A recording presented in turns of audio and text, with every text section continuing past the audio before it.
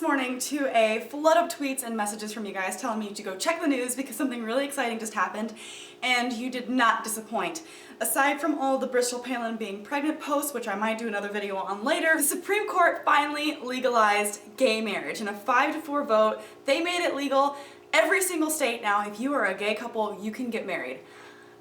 I don't even have something prepared to say about this, but I've been making marriage equality and gay rights videos for like 4 years now, and finally this has happened. I'm just like, oh, I'm almost emotional. I'm so excited about this. I mean, I remember when I finally turned 18 and I was able to vote, and I remember voting in favor of gay rights even back whenever I was very religious, and I remember that causing such a big problem with me and my family, and I'm just so proud that we have gone from that to this point now where it's just legal everywhere. It's like progress. Fucking finally, there's something I can be excited about whenever it comes to American politics. Of course, whenever stuff like this happens, you know, of course, the Republican idiots are going to make comments about it. And I only had to look as far as 2 different Twitter accounts to be completely overwhelmed by stupidity. So I'm going to go over a few of those because, you know what, I put up with so many stupid people, so many stupid comments, so many Republicans out there who are like, marriage between one man and one woman. I'm just sick of it. So you know what, finally on this day, I would love to bathe in the tears of the Republicans who are just like, meh, because they didn't get their way. So let's enjoy this. Introducing our first comedian for the night, Ann Coulter. She says the 14th Amendment is exclusively about freed slaves. With the gay marriage ruling, liberals have screwed blacks once again. What? I'm really not sure what she's going for here, but you know, if there are 2 black guys, they could definitely be screwing more often now. So, I mean, maybe she does have a point. At least no one will die because of gay marriage ruling. Unlike blah blah blah blah blah, Obamacare, blah blah blah blah blah, wah, boo hoo. Yeah, more affordable healthcare. That means more people are going to be dying, right? Yeah, that makes sense. But no. Hey, you know what? A landmark thing just happened. A very positive thing just happened. And what does Ann Coulter have to say? Well, I don't think anyone's gonna die. You know, reading her tweets, I was actually a little bit concerned when I made this video because I was like, okay, I don't want to look like a fool and read comments from Ann Coulter if this is just a parody account, right? So instead of tweeting anything about the marriage ruling or anything about something relevant, I was just like, hey you guys, do you know if Ann Coulter on Twitter, is that a parody account? Unfortunately, it is not. And some of the people following her are also pretty entertaining themselves. Like someone who replied to her tweet said, I'm going to marry my lamp. Now we're just gonna have to go into this whole spiel about how marriage equality is the equivalent of marrying your dog or your cat or your lamp.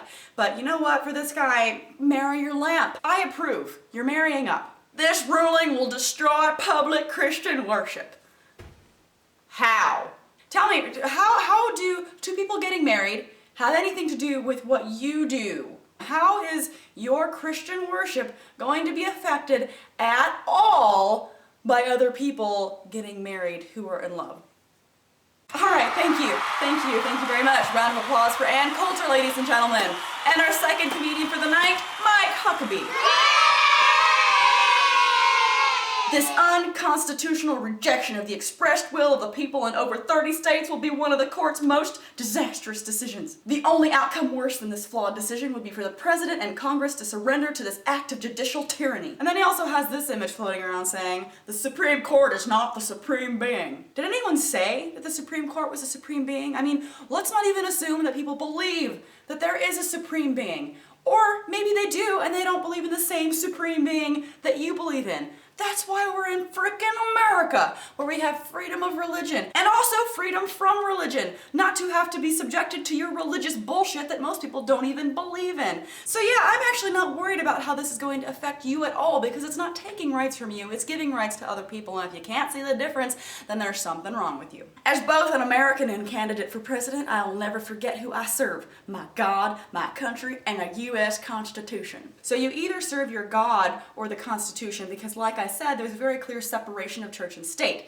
so you can't have it both ways. Unless, like most educated people, you can recognize the separation between church and state, appreciate that for what it is, and still have your own personal religious beliefs. I refuse to sit silently as politically driven interest groups threaten the foundation of religious liberty, criminalize Christianity, and demand that Americans abandon biblical principles of natural marriage. I will fight to defend religious liberty at all costs. I don't even know where to begin with this. It's just, ugh. Okay, so, criminalizing Christianity. Not doing that. Like I said, granting rights to other people is not taking any rights from you.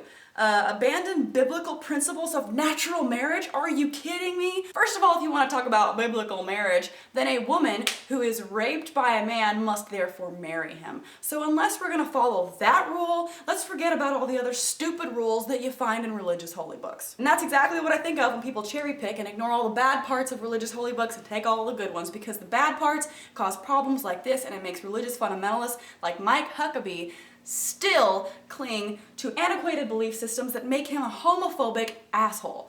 So, that is my rant for today, but mostly I want to focus on the positive. Like, I am just so excited. Finally, people have the freedom to do whatever the hell they want. They can love who they want. They can be married to the same sex. Finally, I don't have to worry about my friends having the same rights as me. It is a glorious day. Thank you for all of your tweets and letters and exciting news. I am just thrilled. Now I'm gonna go edit this video and try to get it posted as soon as possible. Let me know what you guys think in the comments section below. Thanks for watching, and I'll see you guys next time.